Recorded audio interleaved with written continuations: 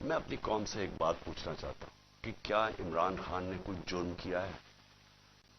96 مقدمے کیسز میرے اوپر کر دیے، 96، دہشت گردی، قتل، توہین مذہب، غداری، ہر قسم کا کیس۔ جب میں گھر سے باہر نکلتا ہوں اور نئے کیسز ہو جاتے ہیں۔ اور کیس کون کر رہے ہیں؟ یہ ذرا غور سے سنیں۔ کیس وہ لوگ کر رہے ہیں جو اس ملک کے سب سے بڑے مجرم ہیں، 30 سالوں سے ثابت کر رہے ہیں۔ اگر آپ نے یہ چیک کرنا ہے، چپ کرو باہر، اگر آپ نے یہ پتا چلوانا ہے کہ کیا یہ مجرم ہے یا نہیں ہے، تو صرف ایک کام کریں، جو گوگل کریں، کیونکہ آپ سوشل میڈیا میں جو میرے نوجوان دیکھ رہے ہیں، سوشل میڈیا میں صرف گوگل کر لیں کہ انٹرنیشنلی ان لوگوں کی کیا ریپوٹیشن ہے۔ کتابوں میں ان کی چوری کا ذکر ہے، نواز شریف کی چوری کا کتابوں میں ذکر ہے، اخباروں میں، باہر کے اخباروں میں۔ کیپٹلز، ایکلیز ہیل وہ پڑھ لیں، وے آف دا ورلڈ وہ پڑھ لیں، سوسکن کی کتاب، اخبار ڈیلی میل پہ ان کے آرٹیکلز پڑھ لیں۔ میں باہر کی باتیں کر رہا ہوں، ان کی باقاعدہ کرپشن کے اوپر ان کی کہانیاں لکھی ہوئی ہیں کہ کیسے ملک سے پیسہ چوری کر کے یہ باہر لے کے گئے ہیں۔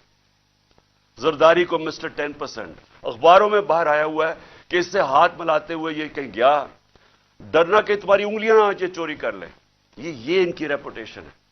یہ آج ایک آرمی چیف نے اس ملک کے اوپر مسلط کیا، غداری کیا ملک کے ساتھ ان چوروں کو اوپر بٹھا کے، اور انہوں نے نیچے سارا چوروں کا اور مجرموں کا سیٹ اپ لے آئے ہیں۔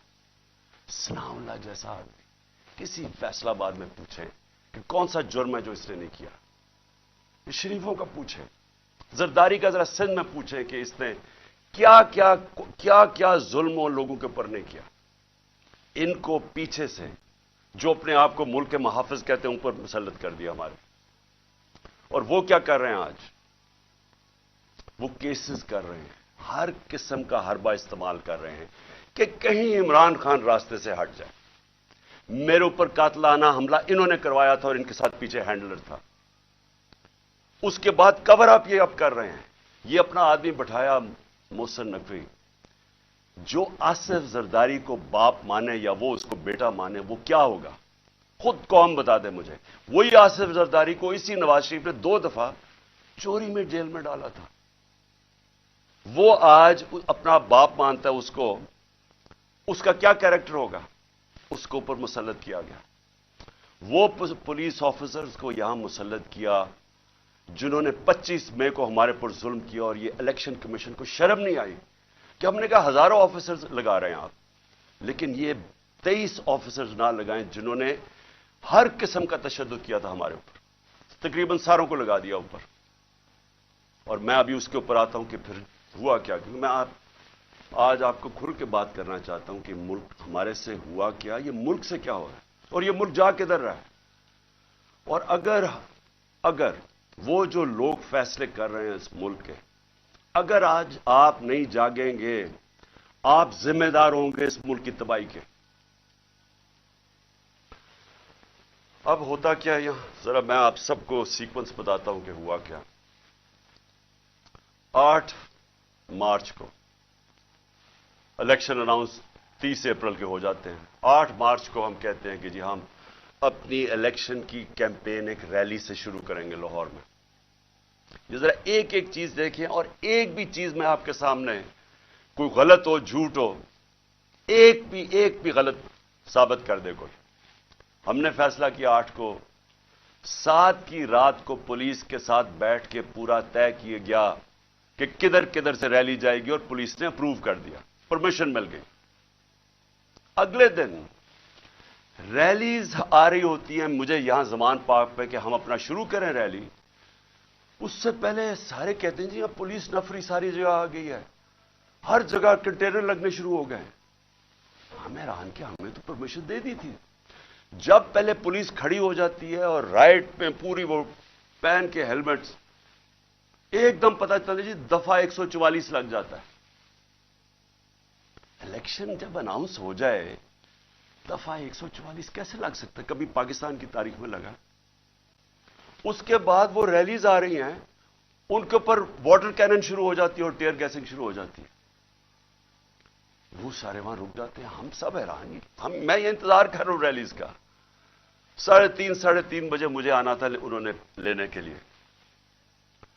अगले 1 घंटे में खबरें आनी शुरू हो जाती हैं कि जी वहां टीयर गैसिंग हो रही है, मार रहे हैं, गाड़ियां तोड़ रही है पुलिस। यहां वर्कर्स खड़े हो जाते हैं कि जी क्या इंस्ट्रक्शंस है। मैं 5 बजे अपनी रैली कैंसिल कर देता हूं, क्योंकि मुझे पता था कि अगर अब ये इश्तियाल दिलवा रहे हैं, कुछ भी हम करेंगे ये मजीद और बिगड़ेगी। क्योंकि इन लोगों का एक 1 पॉइंट एजेंडा है कि किसी ना किसी तरह इलेक्शन ना हो।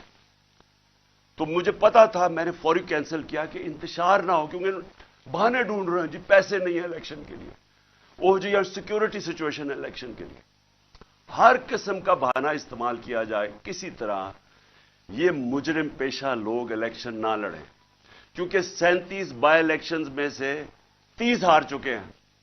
इसके बावजूद कि पूरी एस्टैब्लिशमेंट की मदद थी इनके साथ, इलेक्शन कमीशन की मदद कर रहा था, उस सब के बावजूद ये 30 इलेक्शन हार गए 37 में से। तो ये तो भाग रहे हैं इलेक्शन से। जो आखिरी इलेक्शन हुआ उधर तो खुल के सब सामने आ गए, हर किस्म की और 40,000 से हार गए। इसलिए डरे हुए थे, हमें पता था, इसलिए मैंने रोक दिया। अगले दिन हमने कहा जी अगले दिन हम करते हैं। अगले दिन फिर पता चला जी नहीं जी आज पीएसएल का मैच हो रहा है, आप भी कर सकते हैं। चलो जी, फिर हमने नहीं की। हमने कहा चला अगले दिन चले जाते हैं।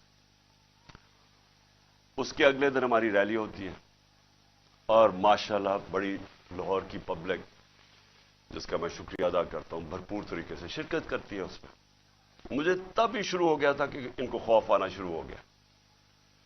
और उसके बाद ये मेरे घर के ऊपर ऑपरेशन शुरू होता है।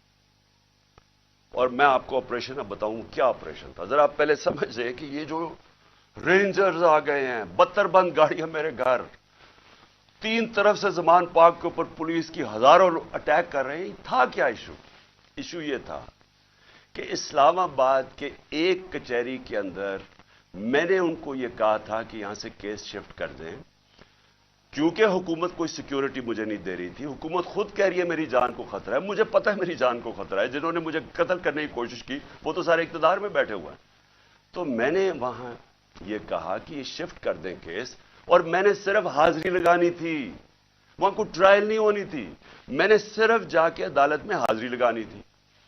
इसलिए मैंने उनको कहा कि ये शिफ्ट कर दें यहां, क्योंकि वह 2 दफा दहशतगर्दी के अटैक हो चुके हैं, जिधर जज भी शहीद हुए और वुकला भी शहीद हुए।